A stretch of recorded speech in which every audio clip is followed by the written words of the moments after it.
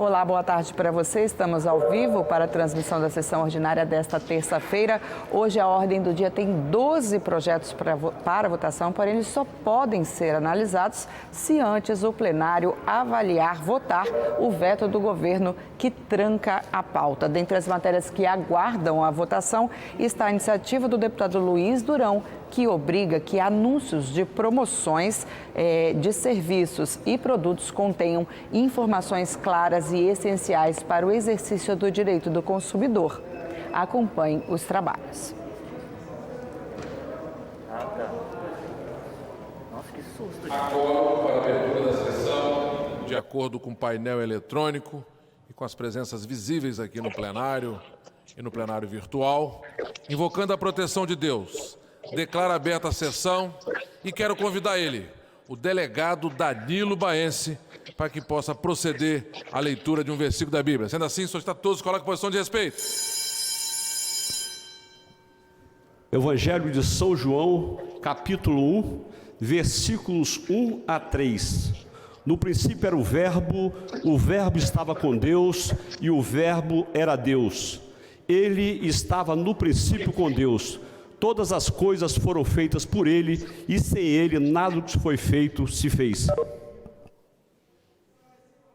Muito obrigado. Fica dispensado nesse momento a leitura da ata da sessão anterior, antes, porém, declaro a mesma aprovada conforme disponibilizada no site da Assembleia Legislativa do Estado do Espírito Santo. Antes de passarmos à fase do expediente, eu pergunto aos colegas se algum deles quer fazer registro de minuto de silêncio. Com a palavra o deputado Danilo Baense. Presidente, hoje uma matéria muito triste foi publicada. O senhor Flávio Sandro Olmo, lá em São Domingos do Norte, assassinou a esposa e 3 filhos. Um de 19, outro de 8, outro de 4. Tamanho desespero dessa família, né? Desse cidadão, que ninguém sabe o que levou esse cidadão a cometer esses homicídios, né? e acabar com a sua própria vida, né? Mas nós temos que dar um apoio às nossas famílias. Eu apelo para o Centro de Valorização da Vida. As pessoas, quando souberem de alguém que esteja com algum problema, devem ligar para o 188. São voluntários que fazem esse apoio psicológico a essas famílias para se evite uma tragédia desse tamanho. Então eu peço aí um minuto de silêncio e que Deus conforte a família, tanto dele, quanto as famílias dele, quanto da esposa. Tá certo? Muito obrigado, presidente. Obrigado, deputado Danilo. Mais algum parlamentar? Doutor Hércules. Senhor presidente, eu quero pedir um minuto de silêncio. Faleceu no último domingo, dia 13, a senhora Rosaleia Fonseca Peçanha Correia, membro da Igreja Batista da Glória, lá em Vila Velha. Muito obrigado. Mais algum parlamentar gostaria de fazer o registro? Deputado Ferraz, por Deputado gentileza. Ferraz, por gentileza. Morreu em Cachoeiro e foi enterrado agora há pouco, Atagil Ferreira, antigo funcionário do DR, amigo nosso, que me ajudou a levar a TV Globo do Morro do Farol de Mimoso para Vitória, a grande Vitória. Deixou filhos, netos, os nossos maiores sentimentos, e quero registrar que eu perdi um verdadeiro irmão. Requero um minuto de silêncio e as minhas homenagens póstumas a toda a sua família. Ok. Mais algum parlamentar? Não existindo, então solicito a todos no plenário, na galeria, que nós possamos fazer um minuto de silêncio, sendo assim, se colocando todos em posição de respeito.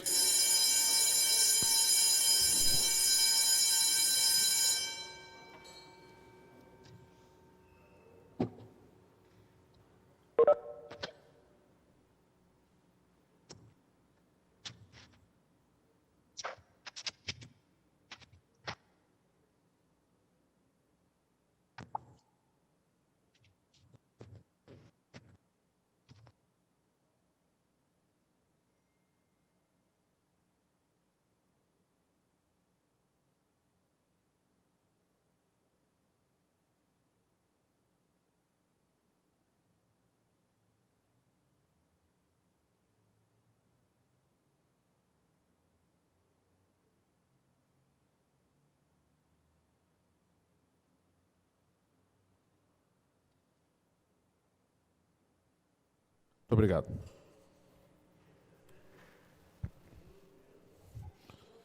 Passamos então à primeira parte do expediente para simples despacho. Item 1 da pauta, ofício 050-2021 do deputado Luiz Durão. Defiro a ADPC para providenciar a adesão do deputado na referida frente parlamentar. 02, ofício 051-2021 do deputado Luiz Durão. Também defiro a ADCP para providenciar a adesão do deputado também à referida parlamentar. 03, ofício 010-2021 do conselheiro presidente do Tribunal de Contas. Ciente, a Comissão de Finanças e também, Marquinhos, a todas as senhoras e senhores deputados, por cópia. 04, projeto de lei 254-2021, deputado Marco Garcia, vice-líder do governo nessa casa, após o cumprimento do artigo 120 do Regimento Interno, às comissões de Justiça, Mobilidade Urbana e de Finanças. 05, projeto de lei 255-2021, deputado Luiz Durão, após o cumprimento do artigo 120 do Regimento Interno, às comissões de Justiça, Defesa do Consumidor, Saúde e de Finanças.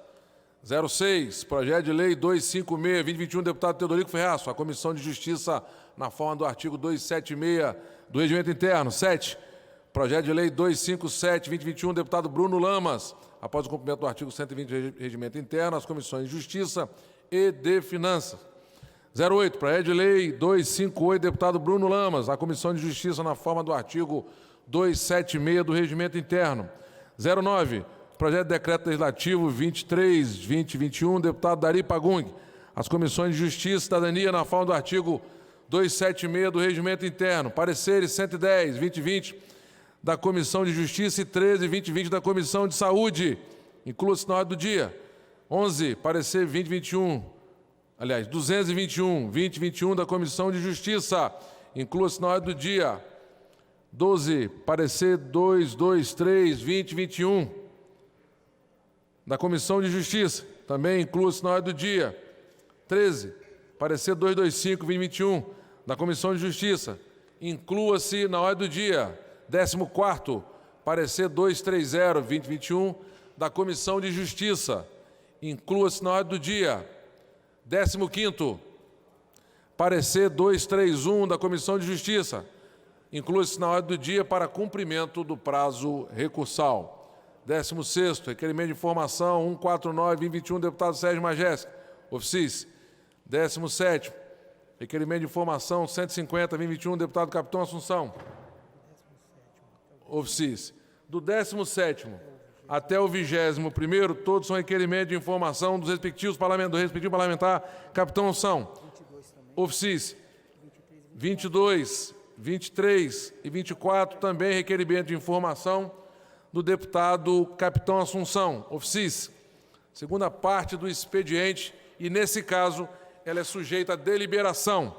Item 25, requerimento de urgência 110/21, deputado Hudson Leal. Em votação. Os deputados que aprovam permaneçam como se encontram, os contrários se manifestem. Aprovado. 26, parecer 222/21 da Comissão de Justiça.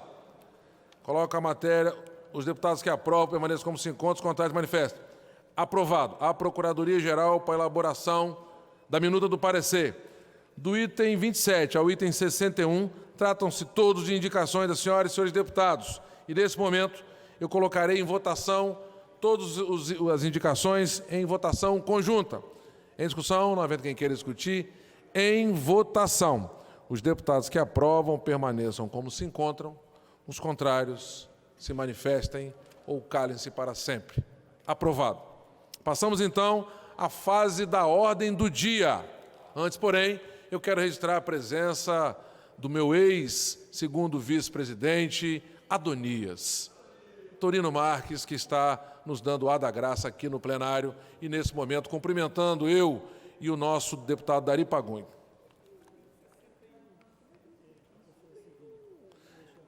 Um pouquinho.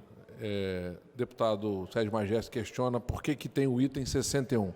Foi feito um aditivo encaminhado para os senhores deputados e a pauta chegou aqui com esse, incluindo esse item 61.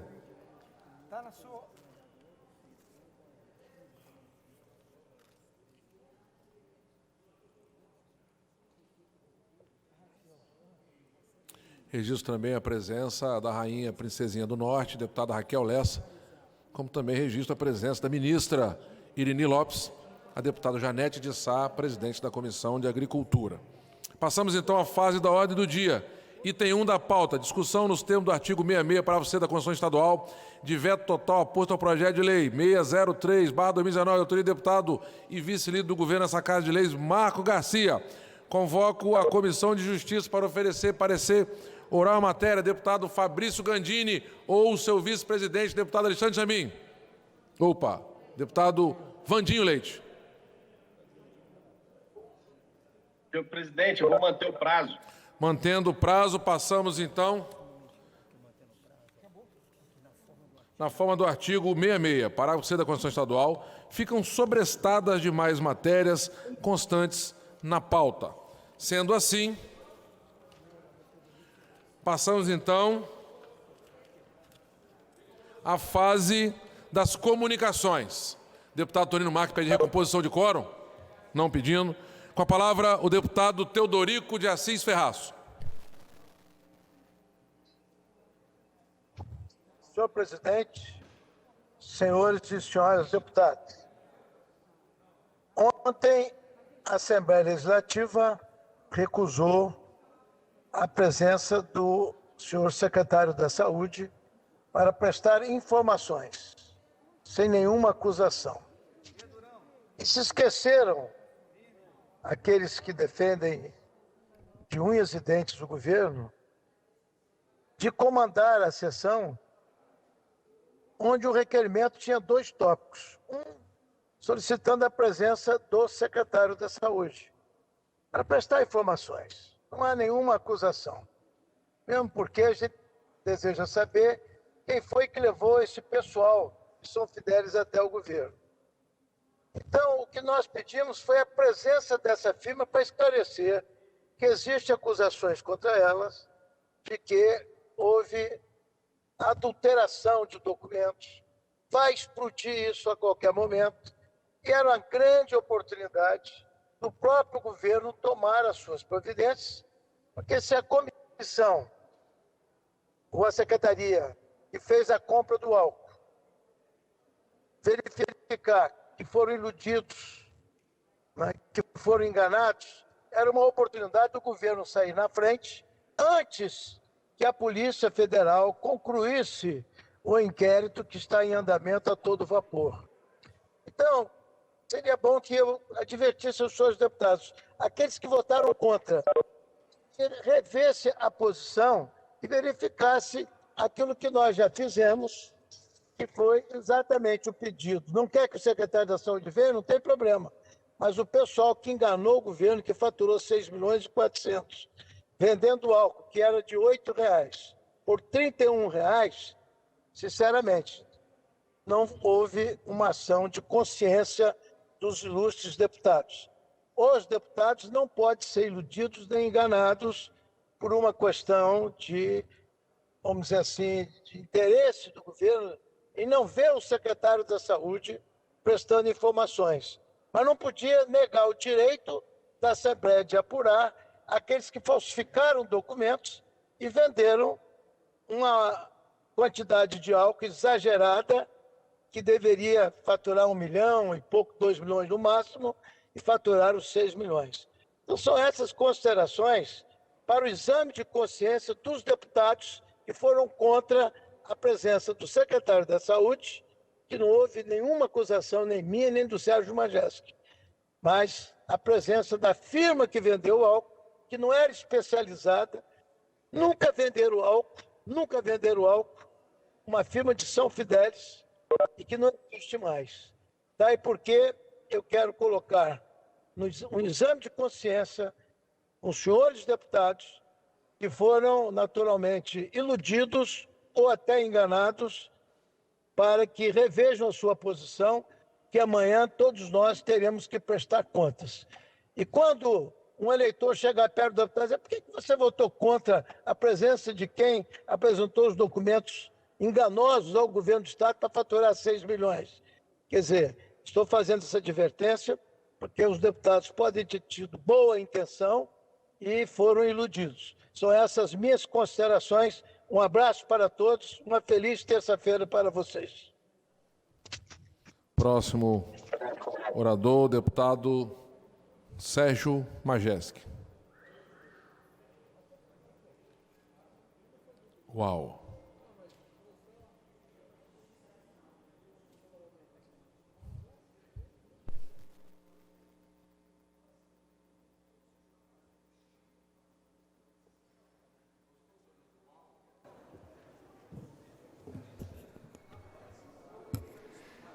Meus cumprimentos ao deputado Marcelo Santos, que dirige a sessão nesse momento, aos deputados que se fazem presentes aqui no plenário, aos funcionários desta casa e aqueles que nos assistem pela TV Assembleia e demais canais desta casa. Na semana passada, nós fizemos uma indicação ao governo do Estado que retornasse, que reabrisse o turno noturno regular, o ensino regular no turno noturno, melhor dizendo, em pelo menos 55 municípios. Você imagina, dos 78 municípios, 55 municípios não têm ensino regular noturno. Desses, em pelo menos 13 não tem EJA, a educação de jovens e adultos. Aqui na Grande Vitória, são contados nos dedos as escolas que continuam oferecendo o ensino regular noturno. Na maioria que tem algum ensino noturno, é EJA. Eu falei na semana passada e volto a frisar, qualquer pessoa que entenda minimamente do arcabouço legal que rege a educação brasileira, sabe perfeitamente que o ensino de jovens e adultos, a chamada EJA, não pode de forma nenhuma servir de substituta para o ensino regular, como se eu pudesse optar, ou eu ofereço EJA ou eu ofereço ensino regular. São modalidades de ensino com objetivos completamente diferentes. E olha só, provavelmente aqui tem várias outras pessoas também nesse sentido, eu fui aluno de escola pública minha vida inteira. E desde a antiga 7ª série, que hoje é o 8º ano, eu passei a estudar à noite e trabalhar o dia inteiro. Quer dizer, o ensino regular noturno, ele foi fundamental na minha possibilidade de estudo. E assim continua sendo para milhares de alunos. Você pode ir em qualquer município aqui na Grande Vitória, você vai perceber a quantidade de jovens fora da escola. E todo mundo sabe, qualquer pessoa que estuda a questão de criminalidade relacionada com a falta de estudo, ela é evidente. Há uns 3 anos atrás, eu visitei os IASES aqui do Espírito Santo, aquelas unidades de internação dos menores infratores. Em todas elas, a maior parte absoluta dos internos tinham abandonado a escola há 2, 3, 4 anos. Ou seja, existe uma relação direta entre o jovem fora da escola e está mais acessível para ser arrastado para o mundo do crime. Isto é evidente. E é um absurdo que o governo do Estado não se mobilize no sentido de reabrir o ensino regular e fazer uma campanha para que os alunos voltem para a escola. Eu volto a dizer, esse fechamento de escolas e do ensino regular noturno começou no governo Paulo Artung. Houve o fechamento de uma grande quantidade de ensino regular noturno. Mas isso continuou no governo Casagrande. E são contados nos dedos as unidades que voltaram a oferecer ensino noturno. E na maioria das vezes foi EJA, não foi ensino regular.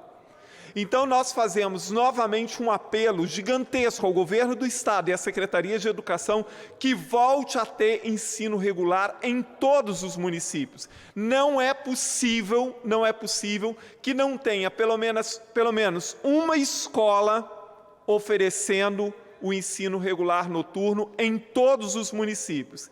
E na Grande Vitória é urgente que volte a reabrir o ensino regular noturno em várias escolas.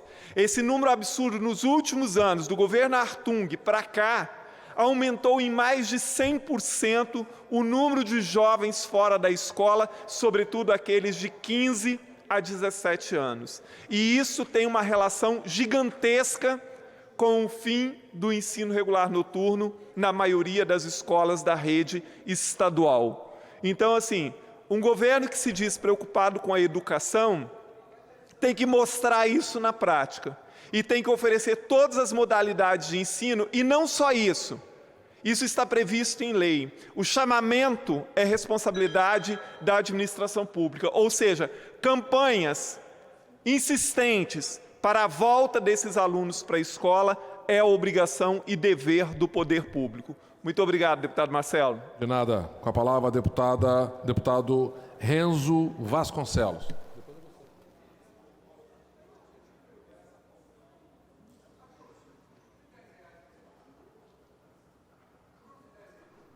Não estando presente na sessão, com a palavra a deputada Raquel Lessa.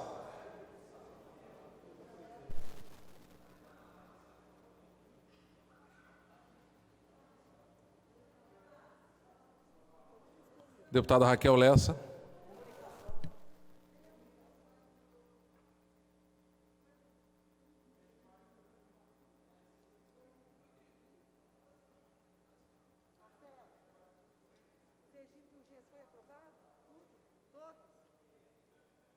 Foi, Marcelo?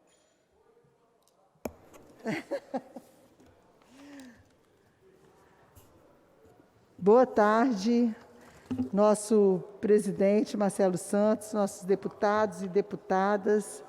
Hoje nós tivemos a grata satisfação de ser aprovado o nosso projeto de lei, onde a gente estadualiza um trecho de estrada que vai de São Gabriel da Palha a Águia Branca.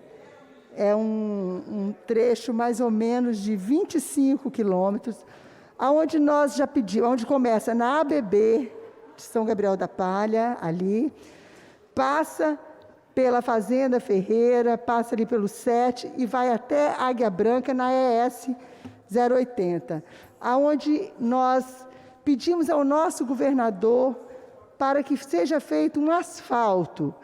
É uma região muito produtiva, uma região onde nós temos uma grande produção de café, onde temos várias pequenas propriedades, e também temos ali um tráfego grande também de granito, algumas empresas que passam ali, né, levando os granitos. E isso seria muito importante para os nossos dois municípios, aonde iria ter uma economia, o município de São Gabriel da Palha e o município de Águia Branca, onde nós iríamos ter uma economia de percurso de 13 quilômetros. Então, é uma obra muito esperada.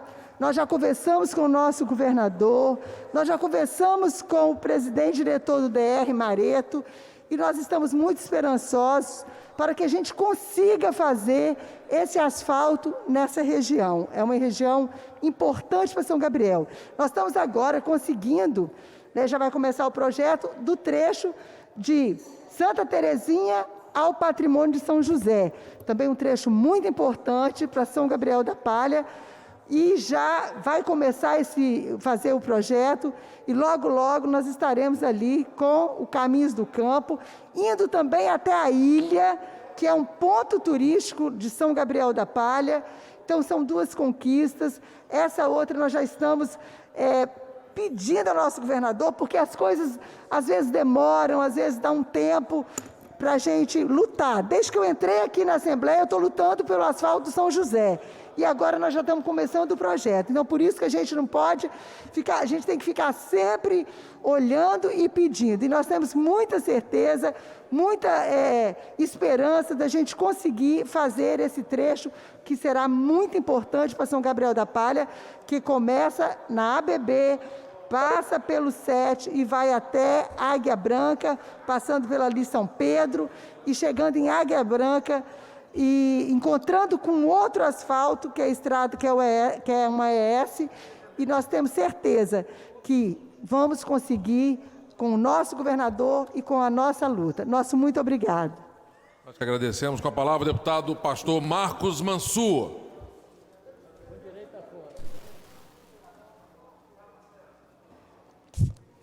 Deputado Marcos Madureira.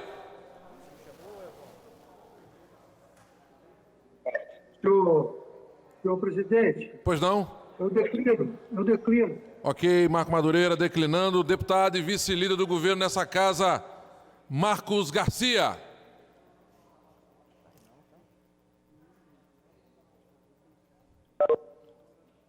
Deputado Marcos Garcia estava numa audiência com o ministro do Transporte, Tarcísio, ainda deve continuar.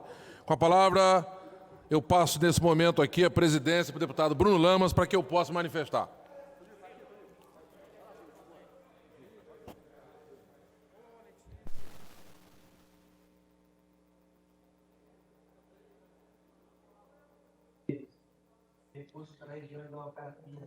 Você dá a palavra ao deputado Marcelo Presidente, Santos. deputado Bruno Lamas. Pois não, deputado Chambinho. Deputado Chambinho. Enquanto Não, eu já estou aqui já. Santos se ajeita e chega aí ao plenário, ao púlpito para poder falar. Sim. Pode falar, deputado Chambinho. Ele não pagou a internet, não, por isso que não está tocando. Eu só queria registrar a presença do vereador Teilto Valim no nosso gabinete, em busca de recursos para a região de Civite, na Serra, especialmente a região de Nova Carapina. Estou aqui no gabinete, aqui fazendo a sessão através do gabinete, por isso que eu não desci, para registrar a presença desse nobre vereador, que faz um excelente trabalho na cidade da Serra, especialmente na região de Nova Carapina, Barro Branco, Mestre Álvaro, e está aqui em busca de recursos para a cidade da Serra, especialmente por esses bairros. Muito obrigado e devolvo a palavra ao presidente, deputado Bruno Lamas, e para o nobre deputado Marcelo Santos, meu amigo.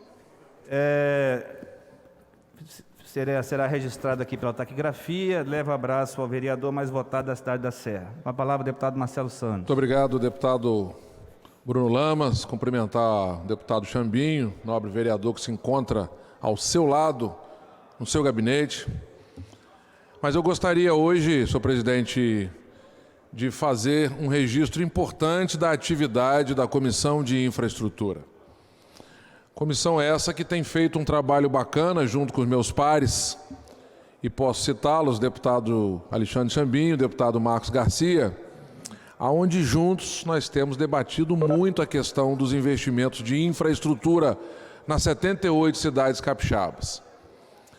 Fruto desse trabalho, nós fomos convocados pelo governador Renato Casagrande para que pudesse, no caso, como presidente da Comissão de Infraestrutura, liderar um grupo de trabalho, deputado Janete, com o objetivo único de fazer um estudo profundo visando desburocratizar as normas e destravar as obras no Espírito Santo. Um problema que não afeta apenas o capixaba, mas todo o país. A burocracia, como eu sempre digo, que foi criada para impedir a corrupção, é a mesma que nos dias atuais promove a corrupção. E aí, no processo de desburocratização, fizemos um conjunto de parceiros, membros que compõem o Executivo Estadual, o Legislativo Estadual e as entidades de classe, e a várias mãos construímos algumas sugestões encaminhadas ao governador, e eu tive a oportunidade de entregá-lo na semana passada, para que o mesmo pudesse encaminhar para a Procuradoria-Geral do Estado, fazendo uma avaliação e, ao final, se entender, encaminhar para essa Casa de Leis, sob forma de proposta de lei, e nós aprovarmos e diminuirmos a distância do poder público para o cidadão.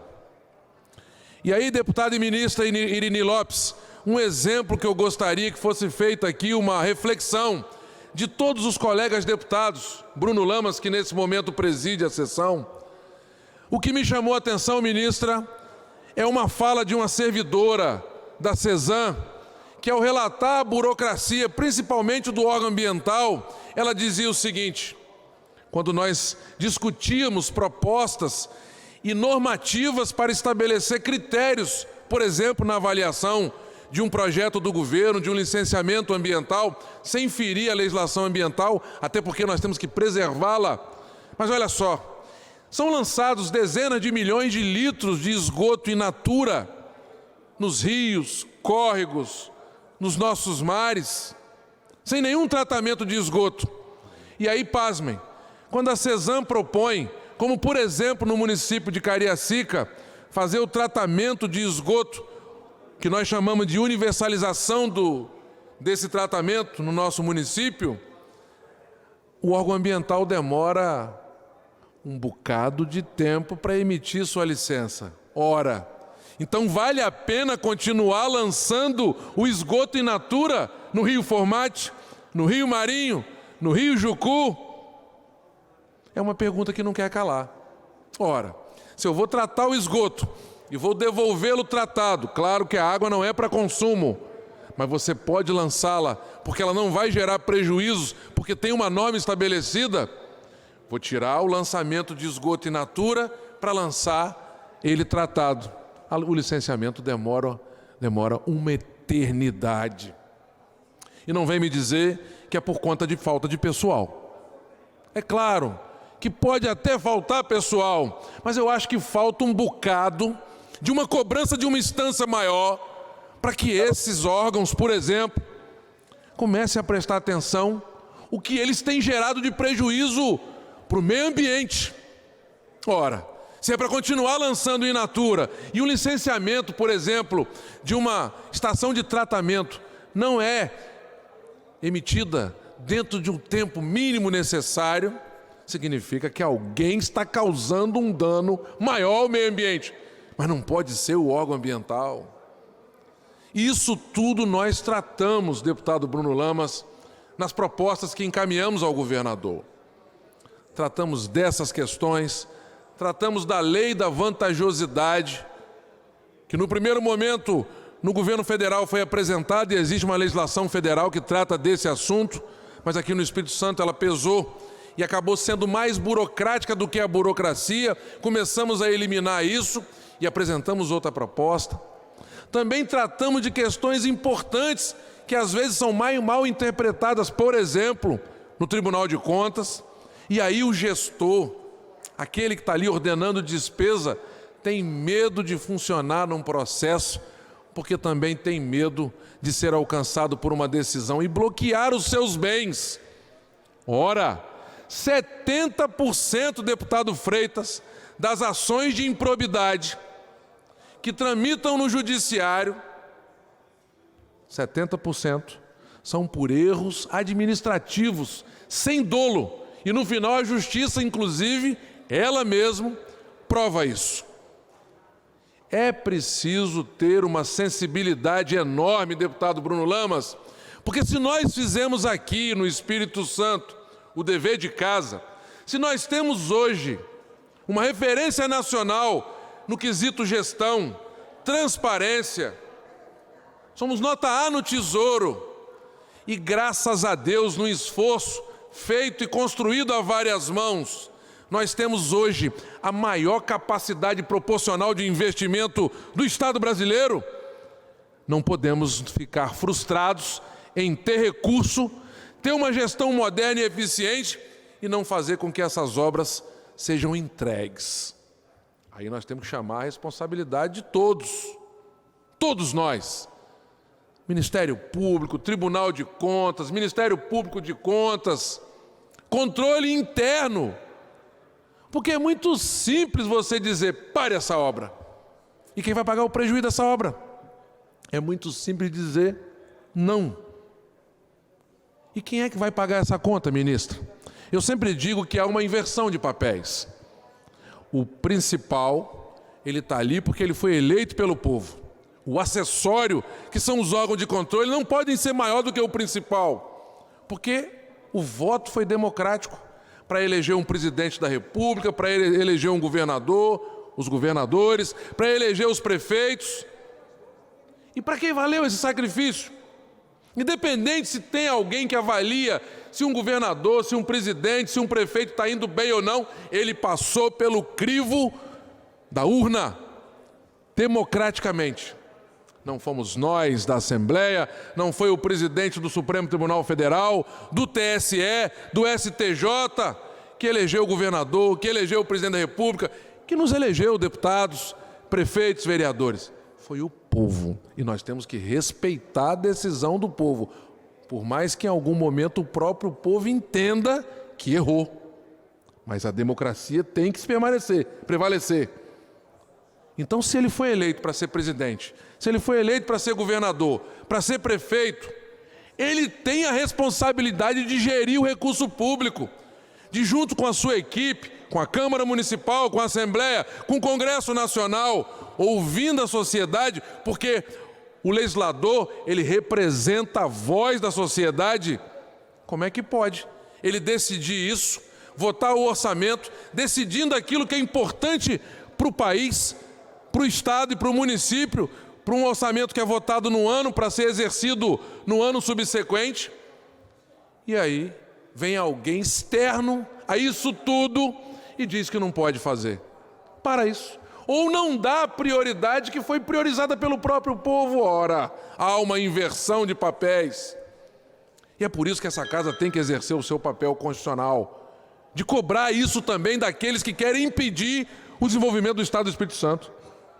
Porque se nós temos essa capacidade de investimento, temos uma organização administrativa, somos reconhecidos pelo Tesouro Nacional por nota A, temos uma educação de qualidade, temos transparência reconhecida no mundo, e vamos ficar frustrados porque temos grana e não podemos fazer uma pavimentação que liga um município a outro, de entregar um hospital geral, de construir tantas outras obras importantes para o nosso Estado, como recuperação da malha rodoviária estadual. Então, deputado Bruno Lamas, fica aqui uma reflexão para este poder que representa o conjunto da população do Espírito Santo. Muito obrigado. Obrigado, deputado Marcelo Santos. Com a palavra o deputado Luiz Durão. E eu devolvo a presidência ao deputado Marcelo Santos. Ok, permaneço aqui na presidência. Obrigado, deputado.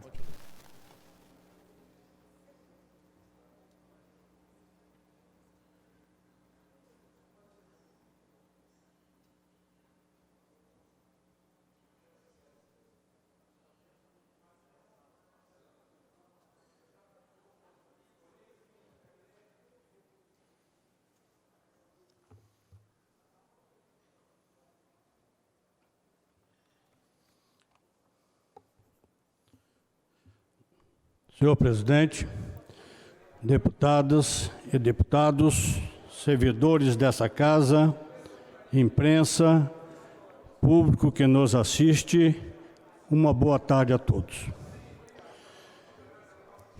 Fiz uma visita técnica na última semana à Penitenciária Regional de Linhares, a convite do diretor Vinícius de Mendonça Narcísio.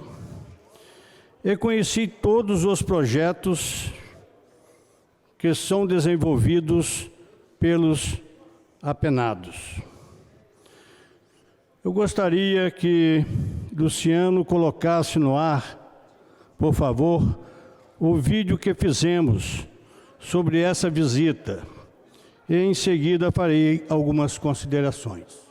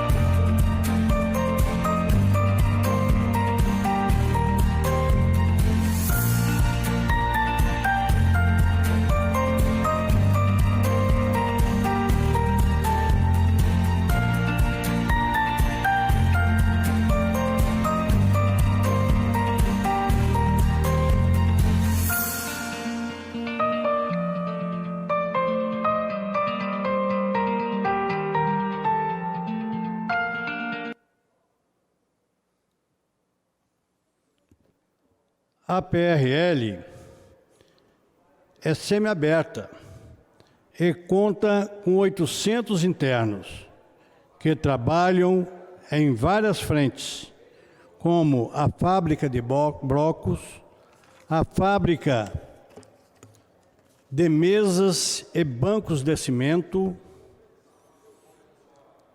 tem uma rádio e a horta. Além de produzirem para o próprio consumo, a produção excedente de legumes e hortaliças são entregues em dias alternados para 3 instituições municipais que atendem crianças e idosos em situação de vulnerabilidade. Em nome do diretor Vinícius Narciso, quero parabenizar todos os funcionários que atuam na Penitenciária Regional de Linhares pelo excelente trabalho que é feito diariamente com os internos. Como presidente da Comissão de Segurança e Combate ao Crime Organizado desta Casa, pretendo ampliar as visitas para todo o Estado, colaborando para melhor esse ambiente tão importante para a ressocialização dos apenados. O meu muito obrigado, presidente. Nós que agradecemos, deputado Luiz Durão, e eu concedo a palavra nesse momento ao deputado Luciano Machado.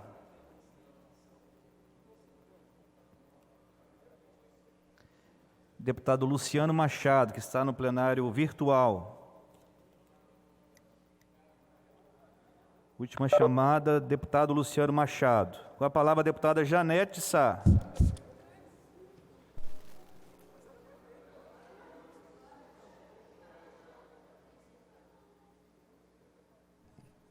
Primeiramente, senhor presidente, eu, como tenho uma regra de não se pedir fala no período dos oradores inscritos, mas se ela foi quebrada, eu gostaria também de proceder o mesmo critério e pedir 1 minuto de silêncio para uma tia minha, de nome Odinete Rodrigues Neves, de 91 anos.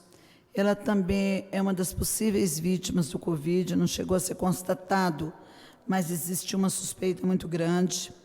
Ela faleceu nessa madrugada.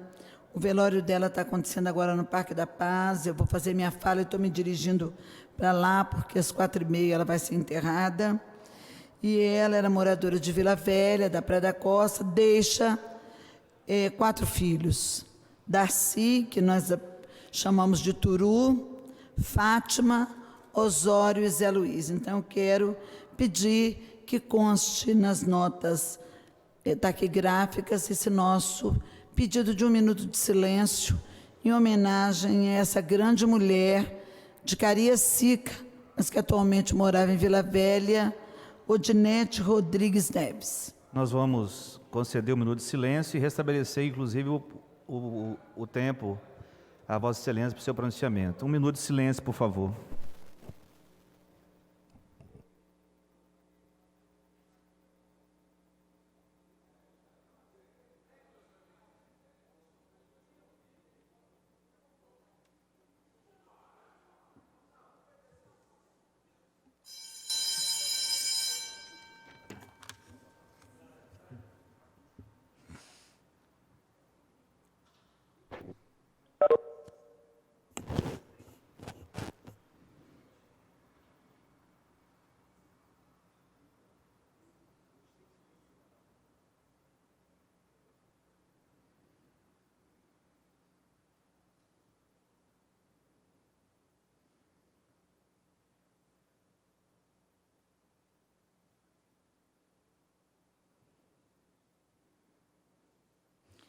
Obrigada, deputado Bruno.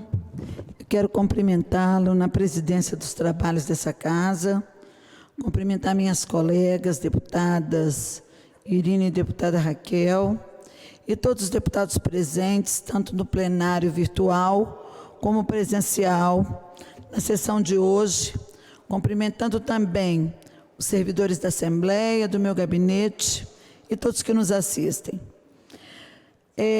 Já fica até mesmo uma situação chata e triste subir nessa tribuna por diversas vezes na semana para poder estar anunciando à sociedade a morte de mais uma mulher vítima de violência familiar e doméstica. Desta vez foi em São Domingos do Norte, e trata-se de Eusivânia. Eu gostaria de pedir se os colegas podem só falar, porque acaba saindo no áudio. Se trata da senhora Eusivânia Marcelino de Souza, que foi atingida por golpes de machada pelo seu próprio marido, de 42 anos, que assassinou a esposa, os 3 filhos, na madrugada dessa terça-feira, dia 15. E depois de cometer esse ato, ele acabou atentando contra a própria vida, cometendo suicídio, se enforcando. Foram vítimas a esposa Eusivânia, os filhos, a filha, no caso, Laisla, de 18 anos, Ítalo, que era filho dele também, de 8 anos, e Annelise, de 4 anos. Não tinha passagem pela polícia, estavam em estágio de separação. A gente não sabe o que acontecia na família para chegar num estágio de separação de uma mãe com 4 filhos, inclusive filhos pequenos. Certamente devia ser vítima de violências e acabou culminando na morte, não apenas de dona Eusivânia, mas também de toda a sua família. Um caso muito triste, que choca a sociedade capixaba e o município pacato, município pequeno, que é de São Domingos do Norte. E eu quero informar, também aproveitar para informar que, infelizmente, com mais esse feminicídio, nós ultrapassamos a marca do mesmo período anterior, onde houve 13 feminicídios. E agora nós chegamos a 14 feminicídios neste mesmo período, ou seja, mostrando claramente que o número de feminicídio no Espírito Santo, ele lamentavelmente cresce. E de janeiro até hoje, já foram 41 mulheres mortas, ou seja, vítimas entre homicídio e feminicídio no estado do Espírito Santo. Algo que precisa ser tomado mais atitude por parte de nossa Secretaria de Segurança e do trabalho que temos feito junto às nossas polícias e à Secretaria de Justiça, no sentido de termos mais atitudes e políticas públicas que venham trazer mais proteção às mulheres, ampliando a nossa rede de apoio, ampliando a nossa rede de assistência, as nossas delegacias 24 horas, ampliando o nosso sistema de trabalho reeducativo do agressor e de acompanhamento da família, porque é muito triste a gente ter que subir a essa tribuna para anunciar mais uma morte de mulheres. Uma jovem também foi gravemente queimada para proteger a filha de 2 anos de um incêndio no apartamento dela, um incêndio criminoso que aconteceu aqui em Cariacica, no bairro São Francisco. Ela, com apenas 23 anos, também vítima desse tipo de violência. E segundo as notícias, este crime ele foi provocado pelo próprio marido da vítima. Eles moravam neste apartamento e que acabou, ele era um gesseiro, e um gesseiro de 24 anos, contou que ajudou no combate a esse incêndio, mas é que eu quero relembrar que é mais um caso de violência contra as mulheres, que ao invés de ser discutido, ao invés de ser resolvido no diálogo fraterno, continua sendo resolvido à base da violência. Nós já decretamos nessa casa violência zero contra as mulheres. Não toleramos a violência contra as mulheres e é preciso que homens e mulheres de bem deste parlamento e a ação firmemente de nossa Procuradoria da Mulher nessa casa sejam realizadas com mais veemência no sentido de coibir esses atos de violência e trazermos políticas afirmativas que venham conferir proteção às mulheres que moram no Espírito Santo. Obrigada, deputada Janete de Sá. Com a palavra, a deputada Irine Lopes. Muita satisfação. Termina o pronunciamento de uma deputada e inicia o pronunciamento de uma outra deputada. Muito obrigada. Nossa ex-ministra, deputada Irine Lopes. Obrigado, presidente Bruno. Boa tarde aos meus colegas, a todos que nos acompanham pela TV Assembleia e pelas demais redes, aos servidores da casa. Eu quero falar hoje sobre o processo de pandemia nos trouxe e nos revelou diversos aspectos da violência cometida contra os seres humanos, e especialmente as pessoas de maior vulnerabilidade social e econômica. Entre os graves problemas que o Brasil enfrenta, nós temos dois que é necessário chamar muita atenção. Um é a questão da habitação. A habitação que foi responsável, inclusive, por uma parte da contaminação, pelo tamanho reduzido das casas para abrigar muitas pessoas. Então, quando uma pessoa era contaminada, outros eram também ali contaminados. E a outra questão é a concentração de terras no país, não permitindo que a agricultura familiar, a agricultura camponesa, possa se desenvolver, gerando, assim, diversas ocupações de terra que, neste momento, estamos vivendo aí, vendo uma experiência muito rica, que são as ocupações produtivas.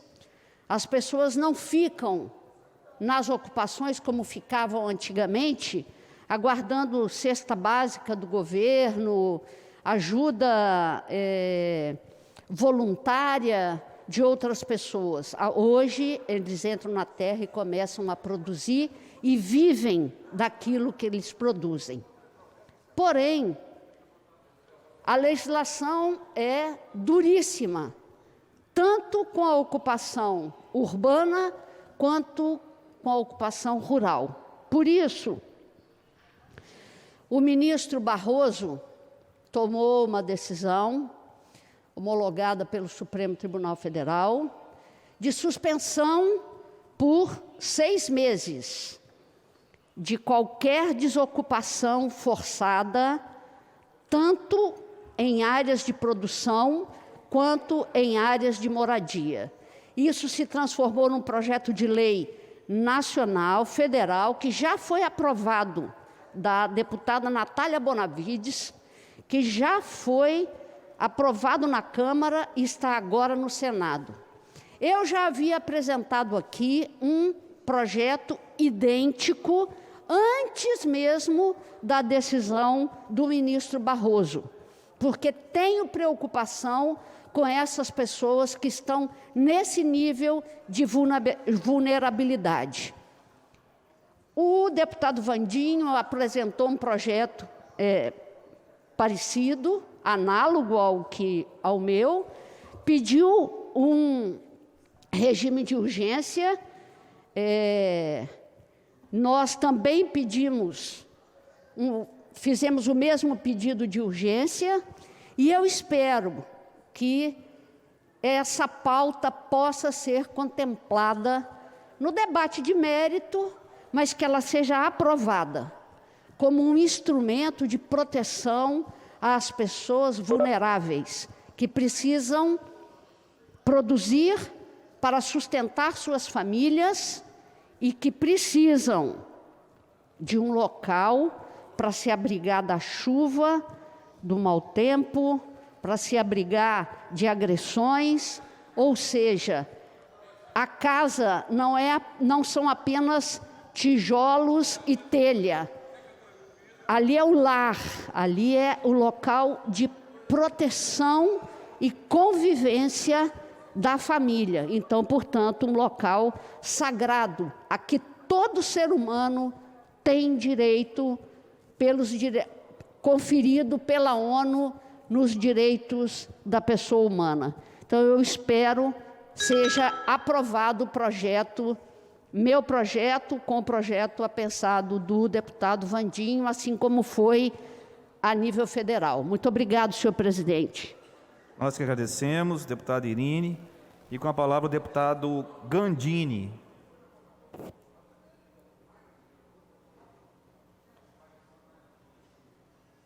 Deputado Gandini com a palavra. Não, ainda não, cara. Pode prosseguir. Com a palavra o deputado Freitas.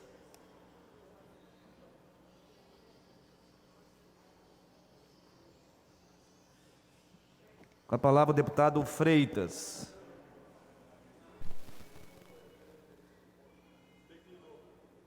Com a palavra o deputado Eric Musso.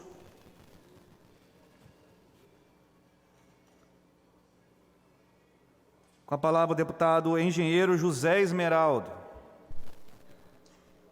Obrigado, meu amigo Bruno Lamas. Senhor presidente, senhores deputados e deputadas, público que nos assiste através da TV Assembleia, por meio do canal digital aberto 19.2, internautas do site da Assembleia e do canal do YouTube. Boa tarde. Vou me reportar hoje ao município de Águia Branca. Moradores, comerciantes e lideranças da região pedem ao governo do estado a continuidade da obra de asfaltamento do trecho compreendido entre a ES 080 até o distrito de Águas Claras, totalizando uma extensão de 10,5 km de pavimentação asfáltica. Quero aqui me reportar ao dia 26 de abril, quando fui procurado por várias lideranças do município de Águia Branca, entre elas o prefeito, que é nosso amigo Jailson, também a vereadora Hidré Souza, né? A vereadora Marta, o prefeito Jailson, o presidente da Associação de Moradores de Barra do Sertão, Jordânio Barbosa, o diretor da Associação de Águas Claras, Juarez Menegassi, Heraldo Souza, a diretora da Escola de Águas Claras, Cristiane Martins, Hidré Souza, João Parreiras e várias outras pessoas interessadas nesta obra tão importante para Águas Claras. Quero me reportar aqui com relação a essa paralisação de uma obra de grande importância para essa região, que é exatamente o asfaltamento rural do trecho da ES 080 ao distrito de Águas Claras, que há 6 anos, é importante dizer, alto e bom som, há 6 anos encontra-se paralisada. Essa obra é contemplada por meio do programa Caminhos do Campo. Ao todo, o governo do Estado do Espírito Santo estima o investimento de aproximadamente 8 milhões de reais para asfaltar esses 10,5 quilômetros tão importante para essa comunidade. Atualmente, este trecho é de terra batida, principalmente em época de chuva, apresenta muitos problemas que comprometem o escoamento da produção agrícola e o acesso da população aos serviços essenciais como educação e saúde. Esta obra tem um histórico de ser retomada e paralisada frequentemente. Repito, paralisada e retomada, inviabilizando sua conclusão. Desde que teve início, essa é a 2ª vez que é paralisada e tem deixado os moradores desacreditados. O prefeito Jailson, a vereadora Marta, informou que existe ordem de serviço desde março de 2012. No dia 21 de abril de 2014, foi assinado, na presença do governador Renato Casagrande e várias lideranças, o convênio para asfaltamento do trecho da 080 até o distrito de Águas Claras. O governador fez a sua parte. Na época, em 2014, a obra teve início com pequenas intervenções no trecho citado. E depois de passados 5 meses, os moradores foram surpreendidos com a paralisação total da obra pela empresa, que sequer conseguiu entregar 1/3 do previsto, abandonando o local e deixando de informar os moradores o motivo de não prosseguir com esta obra tão importante. Curiosamente, depois de 6 anos, no dia 11 de maio de 2020, a mesma empresa retomou as obras que antes haviam sido interrompidas. As obras se reiniciaram e, depois de 2 meses, paralisou novamente. Gostaria de pedir ao nosso governador, sou da base do governador Renato Casagrande, ao secretário, amigo de Estado da Agricultura, Paulo Folheiro, ao secretário-chefe da Casa Civil, Davi Diniz, que tome providência para que seja resolvido este impasse entre moradores e comerciantes, que estão sendo castigados diante da falta do asfaltamento nesse trecho da 080 até o distrito de Águas Claras. Me colocando à disposição para ajudar, né? Eu estou à disposição porque esse pedido tem mais de 20 anos e nós não podemos deixar que os moradores de Águas Claras, de um município tão importante como Águia Branca, que eles fiquem ao Deus dará. Então fica aqui o meu apelo. Hoje mesmo liguei para o subsecretário de Agricultura, Rodrigo Vacari, perguntando como esta obra ela está. E ele, com a sua boa vontade de sempre, disse que ela está na Seconte. Então, eu faço um apelo aqui ao nosso secretário da Seconte, o Edmar Camata, e também ao subsecretário, né, Deputado Esmeraldo, para conclusão, por favor. que é um subsecretário capacitado e competente para que consiga resolver essa supervisão que está sendo feita por eles, para que volte para a Secretaria de Agricultura. E a Secretaria de Agricultura possa, com certeza, dar ordem de serviço. Entrei nessa luta. E entro para ganhar, não entro para perder. Porque os moradores de Águas Claras, com certeza, merecem todo o nosso respeito. E o deputado estadual Zé Esmeraldo, a partir de então, vai começar a fazer esse trabalho com mais determinação e mais de perto, para que nós possamos, ainda este ano, estar lá executando essa tão sonhada obra de 10,5 km, ligando a 080 até Santa Clara. Muito obrigado. Obrigado, deputado Zé Esmeraldo. Com a palavra, o deputado doutor Rafael Favato. Com a palavra, o deputado doutor Emílio Mameri. Com a palavra, o deputado doutor Hudson Leal. Com a palavra, o deputado doutor Hércules.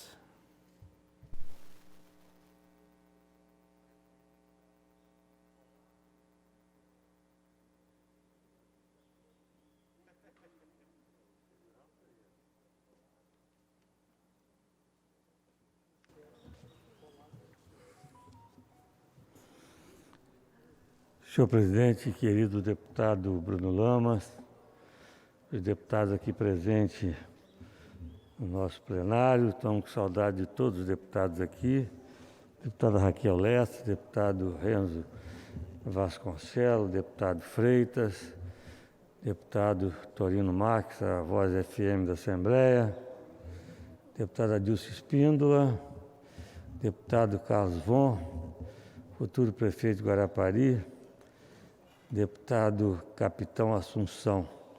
São os deputados aqui no plenário desse momento. Um abraço também os outros que estão no sistema virtual.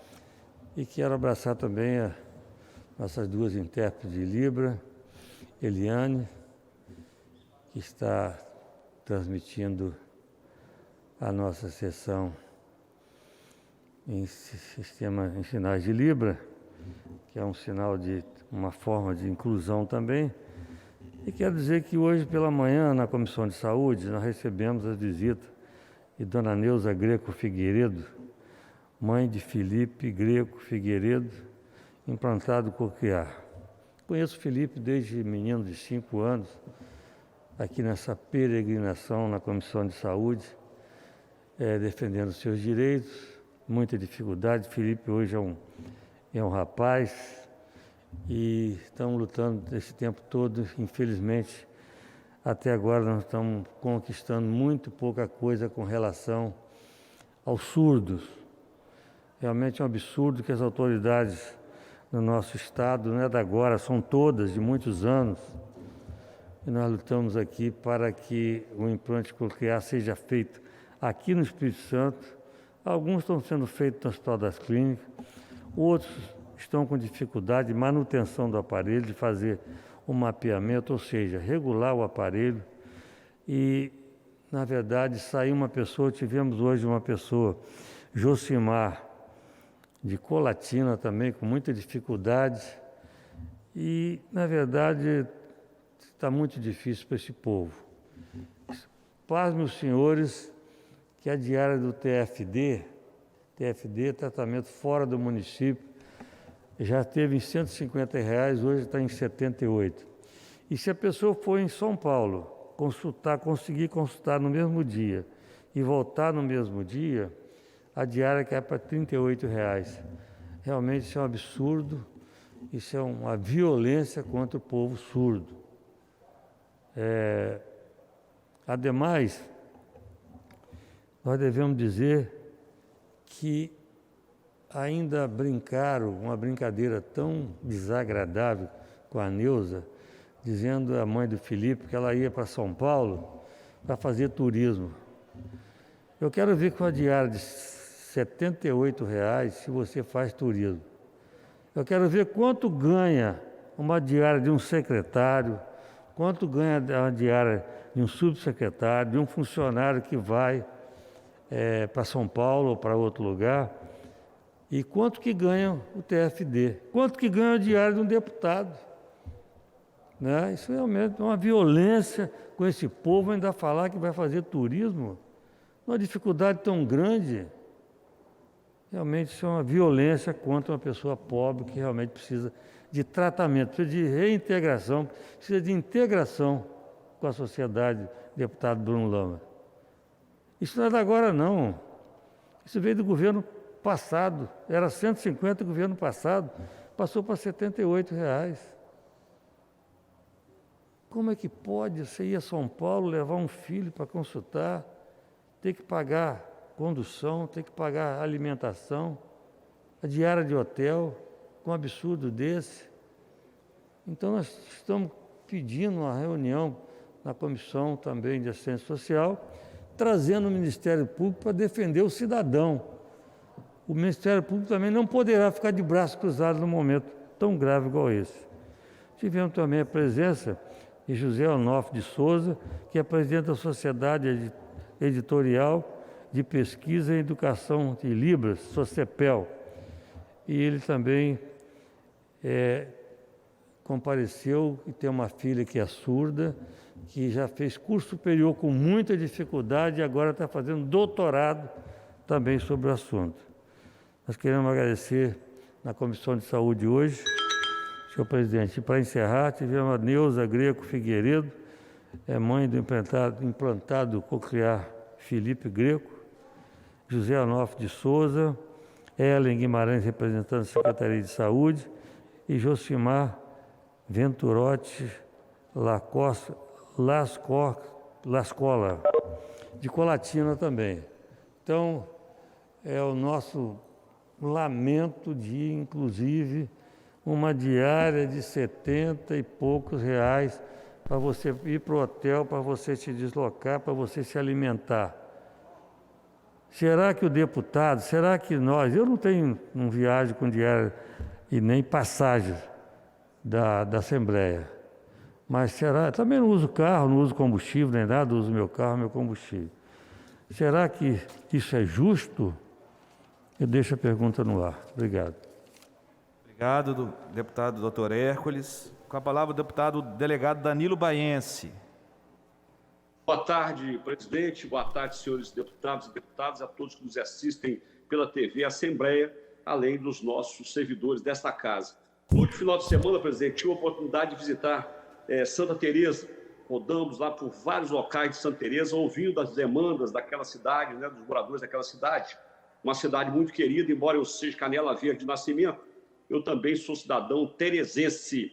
E fui muito bem recebido ali. Mando um abraço para o doutor Valdir Loureiro, sua esposa Luciene, o Gerlinho, também o empresário Gabriel Nascimento, sua esposa Mônica Ramos, o empresário senhor Amélio Nascimento, a Santinha Nascimento, também o Jorley Simonassi, é empresário e dentista, e o Mizinho, onde estivemos ali na rampa de voo livre de Carvalho. Cidade muito bonita, a cidade estava muito lotada e muitas pessoas, muitos turistas da cidade, ouvimos as demandas, já fizemos uma série de indicações com relação a Santa Teresa e certamente outras indicações sairão. Hoje, presidente, nós queremos falar também a respeito da Polícia Técnica Científica do Estado do Espírito Santo. Desde o primeiro dia do nosso mandato aqui, nós temos lutado muito por melhorias na Polícia Técnica Científica. Nós temos postos em 78 municípios, mas só temos servidores da casa em 8 municípios. O restante só funciona graças ao auxílio das prefeituras municipais e de alguns outros órgãos no Estado do Espírito Santo. Mas, com relação especificamente a Cachoeiro do Itapemirim, Cachoeiro tem passado por uma situação muito, muito difícil. Nós temos lá 2 rabecões, temos 6 auxiliares de perícia médica legal e apenas 5 médicos legistas para atender toda a região sul do estado. Então, esses médicos não são suficientes para atender os plantões, razão pela qual, pelo menos 2 dias por semana, nós ficamos sem médicos e se algum tirar férias, a situação fica pior. nós temos apenas um auxiliar de perícia médica legal, quando deveríamos ter, no mínimo, 2 por dia. A função do auxiliar de perícia legal é sair para recolher os corpos, né, de pessoas vítimas de morte violenta e depois auxiliarem, né, dentro do SML, auxiliar o legista na necrópsia. E vejam, senhores, muitas das vezes, um auxiliar de perícia legal, por exemplo, sai de Cachoeiro para Iúna, para buscar um corpo, ou em Batiba, muito longe. E a família de um corpo que já está lá no SML, chega ali para fazer a liberação do seu ente querido e não consegue, tem que aguardar o retorno daquela equipe que foi para muito longe para buscar o corpo. E no último dia 31 de maio, agora, nós tomamos conhecimento hoje de que José Roberto Siqueira da Silva, funcionário da prefeitura, que trabalhava lá no SML há 19 anos, foi exonerado. Um rapaz que atuava há 19 anos, auxiliando bastante, inclusive na confecção de laudos, atendendo toda a população, auxiliando na liberação de corpos, auxiliando na necrópsia. Esse rapaz foi exonerado. E, pasmem, senhores, era um funcionário municipal que recebia apenas R$ 1.100 por mês de salário. Nós fizemos aqui uma indicação, já protocolamos hoje essa indicação, solicitando ao prefeito de Cachoeiro de Itapemirim que recontrate esse rapaz. Um rapaz muito experiente, que nos auxiliou durante muitos anos, para que vocês tenham ideia, senhores, do que acontece no SML. Em 2015, quando assumi a Superintendência de Polícia Técnica Científica, haviam milhares de laudos a serem digitados. Esses laudos referiam-se a exames de lesões corporais, exames de conjunção carnal, cadavéricos, e as pessoas, as famílias, ficam ainda mais prejudicadas, como também os presidentes dos inquéritos policiais, por não terem a prova material dentro dos seus inquéritos, e as famílias, muitas das vezes, dependem de receber um seguro ou outro benefício do DPVAT e não conseguem por falta de laudos. Então, eu conclamo aí ao prefeito de Cachoeiro do Itapemirim para que recontrate esse servidor José Roberto Siqueira da Silva, servidor dedicado durante 19 anos atuando ali no SML de Cachoeiro do Itapemirim, e com a sua saída a população ficará ainda muito mais prejudicada do que já está, já que em muitos dias nós não temos médico legista naquele SML. Essa é a nossa palavra de hoje, presidente. Retorno a palavra para Vossa Excelência. Obrigado, deputado doutor Danilo Baense. É uma honra servir nessa legislatura com Vossa Excelência, com toda a sua experiência. Com a palavra, o deputado Dari Pagung. Com a palavra, o deputado Coronel Alexandre Quintino. Com a palavra, o deputado Carlos Von.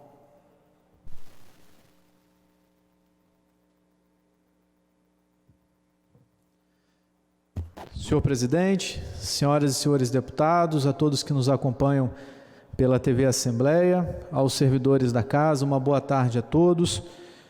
Esses dias eu estava assistindo o pronunciamento de um deputado federal, que eu não me recordo o nome, mas eu achei muito interessante porque muitas coisas que ele falou, eu mesmo, que estou no meio da política, já tinha esquecido. Então, eu gostaria também de poder recuperar parte do pronunciamento dele, porque a gente sabe que, infelizmente, o brasileiro tem a memória curta e, infelizmente, também muitos jovens não viveram parte dessa história, né? Mas é importante a gente relembrar. O presidente da Petrobras do governo do PT foi preso. O presidente dos Correios do governo do PT também foi preso. O presidente do Banco do Brasil do governo do PT foi preso. O presidente da Eletrobras do governo do PT foi preso. O presidente da Nucleobras do governo do PT foi preso. O presidente da Caixa do governo do PT foi preso. O presidente do BNDES do PT foi preso. 3 presidentes do PT foram presos. 5 secretários do PT foram presos. 3 tesoureiros do PT foram presos, sem contar os ex-ministros do PT que foram presos também. Então, isso aqui, população capixaba, população brasileira, isso aqui é um partido ou está parecendo mais uma organização criminosa que, infelizmente, alguns ainda falam em voltar com isso aqui para o poder, para a presidência do nosso país. Eu vejo muitos, infelizmente, fazendo comparações não razoáveis. Por exemplo, na época do PT a gasolina era tanto, o gás era tanto, a gente comia carne. Mas é importante a gente fazer o mínimo de cálculo aí para que a gente possa entender que existe a inflação. Então é importante fazer o cálculo proporcional ao salário mínimo. E quando a gente traz a esse comparativo o salário mínimo e o valor do gás, da gasolina e da carne, na época do PT era tudo mais caro do que é hoje. Infelizmente também, boa parte dos brasileiros acabam sendo influenciados por artistas que na verdade não estão nem um pingo preocupados com a nossa população, com o povo pobre do nosso país. A preocupação deles é porque eles infelizmente perderam a mamata da Lei Rouanet. Recentemente a gente viu a Xuxa criticando o Bolsonaro, sendo que alguns anos atrás, 2, 3 anos atrás, antes do Bolsonaro assumir, ela recebeu 9 milhões de reais da Lei Rouanet. Então, vocês acham que realmente que ela está preocupada com o povo brasileiro ou está preocupada com os benefícios que ela deixou de ganhar? Uma das mulheres mais ricas do Brasil recebendo uma verba milionária, verba pública, que poderia estar indo para os artistas que estão iniciando a carreira, que de fato precisam desse recurso. Assim como o demagogo do Luciano Huck, que pegou junto ao BNDES 17 milhões de reais para comprar um avião particular para ele. Dinheiro público, indo mais uma vez para um dos homens mais ricos do Brasil, dinheiro público que não deveria. E agora nós temos aí um presidente sério que realmente está governando, infelizmente, 1 ano e meio no meio de uma pandemia, mas eu tenho certeza que a partir do segundo semestre as coisas vão começar a mudar e o brasileiro vai passar a entender realmente o que está acontecendo no nosso Brasil, sem cair nessa falácia, nessas narrativas que são criadas diuturnamente para prejudicar, não o presidente, mas para prejudicar sim o nosso país, porque na visão deles, se destruir o país, se acabar com o nosso país, fica mais fácil para eles voltarem ao poder. Então é muito importante que a nossa população pesquise, estude um pouco para a gente relembrar um passado recente que eu particularmente não quero voltar a viver. Forte abraço e que Deus abençoe o nosso Espírito Santo. Obrigado, deputado Carlos. Vamos com a palavra o deputado Capitão Assunção.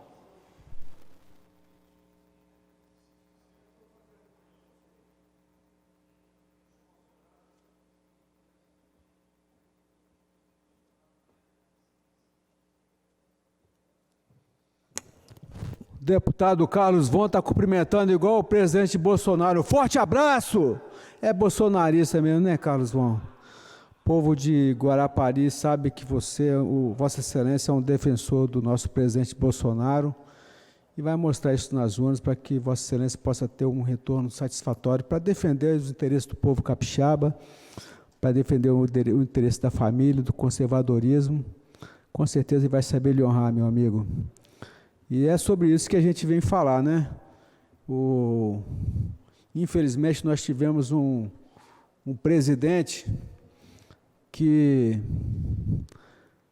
não tem os 10 dedos das mãos, cortou para poder se aposentar e agora cobrou do STF que não o chame mais de ladrão. O cara foi condenado em todas as instâncias e não pode chamar o cara de ladrão.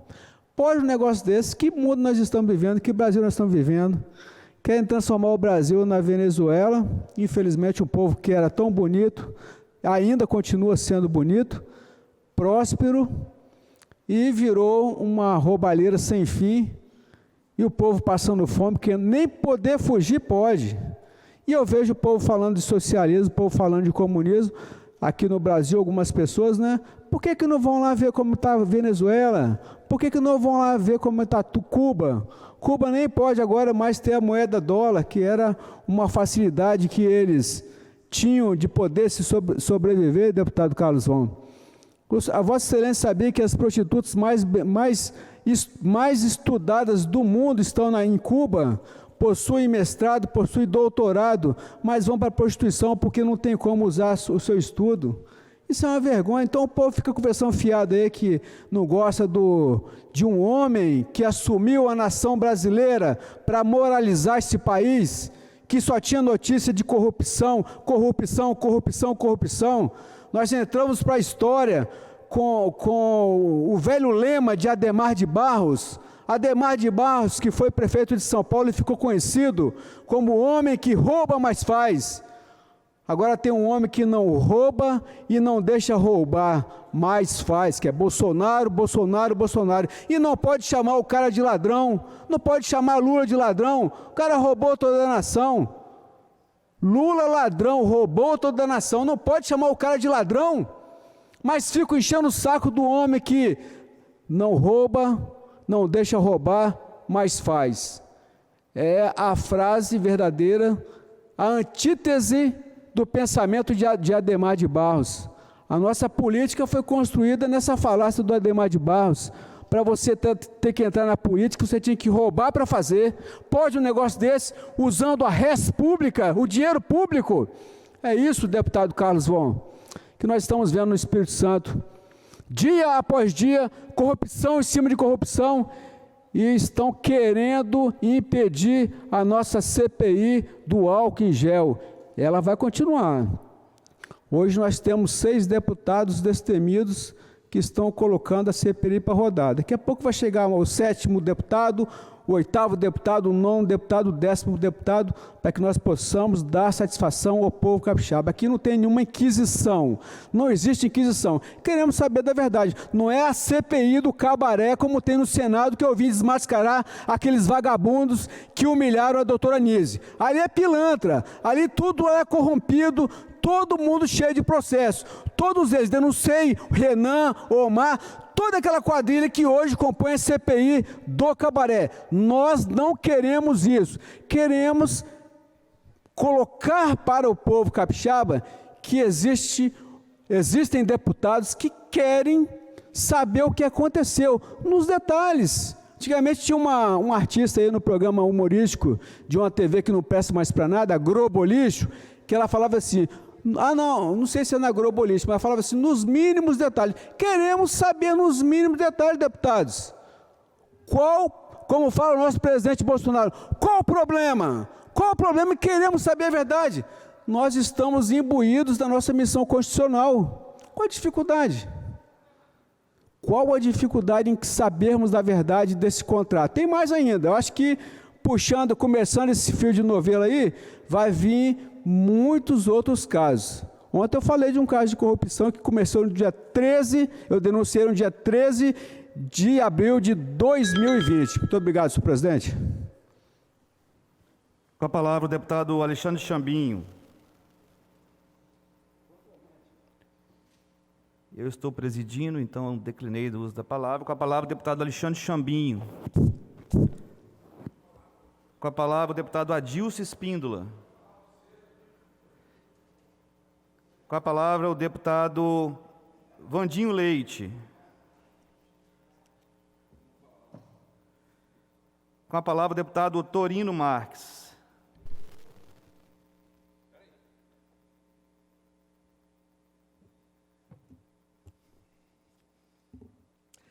Senhoras e senhores, muito boa tarde. 4h29, Capitão Assunção, Carlos On, Adilson Espíndola, Dr. Hércules, Bruno Lamas presidindo a sessão nesse momento, e você, telespectador, em casa, cada dia mais atento ao que acontece na Assembleia Legislativa, porque isso mexe com todo o Estado do Espírito Santo. Senhoras e senhores, trago aqui uma observação de algo que eu vi muito desde sexta-feira, durante e depois da visita presidencial ao Espírito Santo, de Jair Messias Bolsonaro, nosso presidente da República. Como todos vimos, o governador Renato Casagrande não se fez presente ao mega evento. Fontes do Palácio Anchieta justificaram que o Palácio do Planalto o teria excluído. Pergunto, tem algum documento que comprove isso? Tem? Agora eu dirijo essas palavras diretamente ao governador Renato Casagrande. O senhor é a maior autoridade do meu estado e fez muito mal em não ter ido ao aeroporto. Pelo menos deveria ter dado as boas-vindas ao presidente do Brasil em respeito ao princípio federativo. Deu um baita mau exemplo na relação institucional. Poderia sim ter comparecido com educação, cumprimentá-lo em nome de todos os capixabas e desejar-lhe uma boa agenda entre seus seguidores capixabas. Se alguém vai a um evento na minha casa, senhoras e senhores, eu não preciso de convite nem confirmar presença. É de se esperar que o anfitrião dê as boas-vindas e se retire do evento, se for o caso. Menosprezar a figura do presidente é corriqueiro para o governador Renato Casagrande, que nunca agradeceu qualquer ajuda do governo federal. Aliás, faz questão de descaracterizar qualquer marca do Sistema Único de Saúde e jamais mencionou o empenho do presidente na entrega das vacinas e tratamento à Covid-19. Caros colegas e telespectadores que nos assistem, ontem o presidente norte-americano, Joe Biden, se reuniu com lideranças da União Europeia. Discutiram as investigações sobre a origem do vírus da Covid-19. Um detalhe muito importante, os países europeus querem seguir o exemplo dos Estados Unidos na busca da origem do vírus da China.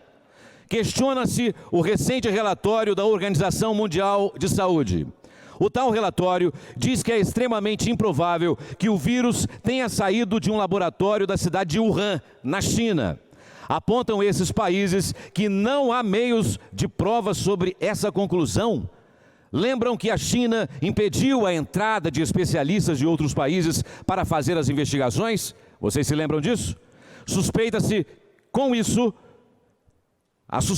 que com isso teve tempo suficiente, claro, para rasgar as provas. Vão jogar as provas no lixo. Tiveram tempo suficiente. Antes disso, cresce nos Estados Unidos, que há décadas lidera a comunidade das nações, um forte sentimento de indignação para com as informações não confirmadas, mas persistentes em todos os cantos do mundo. As nações querem saber como surgiu, por que surgiu e a quem interessa ainda hoje espalhar uma arma biológica de poder tão destruidor. Recentemente, o vazamento dos e-mails do Dr. Fauci com Mark Zuckerberg sobre as restrições à divulgação do tratamento precoce e a origem do vírus na China. Um jogo de cartas marcadas. A verdade jamais foi o real interesse dessa turma das Big Techs. Ao mesmo tempo, cresce a suspeição mundial sobre algumas normas de gestão da pandemia, que parecem destinadas a destruir, sim, as economias dos países para torná-los frágeis e dependentes. Em outra situação, não se entende ainda hoje, 1 ano e meio depois, por que negar ao paciente diagnosticado com Covid-19, doutor Hércules, o tratamento precoce? Estranhamente, a oposição ao presidente é que sustenta essa narrativa como se a ciência estivesse a serviço de uma corrente de pensamentos. Atenção, cidadão capixaba, faça um filtro do que você ouve por aí.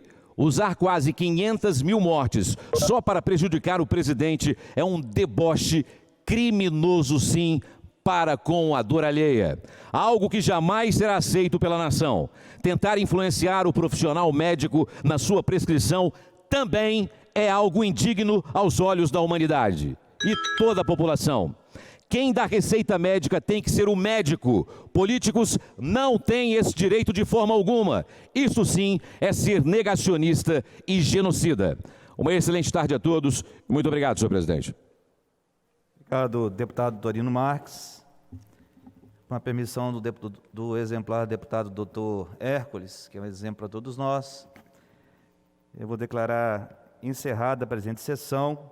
Antes, porém, convoco os senhores e senhoras deputados para a próxima, que será ordinária, híbrida, virtual e presencial, amanhã às 9 horas, para qual expediente o que ocorrer, ordem do dia, a mesma pauta da presente sessão, exceto as matérias votadas hoje. Está encerrada a presente sessão. A paz de Cristo e que Deus nos abençoe. Você acaba de acompanhar os trabalhos em plenário desta terça-feira. Hoje, 32 indicações ao governo foram aprovadas e 5 projetos de lei começaram a tramitar. E eu destaco a iniciativa do deputado Marcos Garcia para a criação do programa Usuário Ativo das Estradas Capixabas.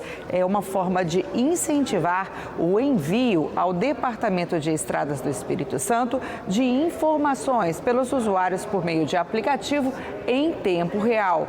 Informações sobre a situação das rodovias do estado. Mais informações sobre os trabalhos de hoje você tem nas nossas redes sociais e mais tarde às 10 da noite no Jornal Panorama. Continue com a nossa programação, TV Assembleia mais perto de você.